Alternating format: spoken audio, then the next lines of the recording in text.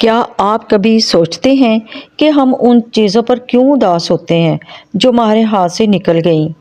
इमाम अली इब्न तालिब ने क्या खूब फरमाया, इंसान को ना तो दुनिया की कोई चीज़ पाकर हद से ज़्यादा खुश होना चाहिए और ना ही खोकर गमज़दा, क्योंकि जो मिलता है वो मिलेगा और जो नहीं मिलता वो आपके हाथों से निकल जाएगा। ये दुनियावी खुशी और गम सब आर्जी हैं। हमारी खुशी और हमारे गम का मरकज़ दुनिया नहीं होना चाहिए, बल्कि आखिरत होनी चाहिए। वही ज़िंदगी है जो बाकी रहने वाली है।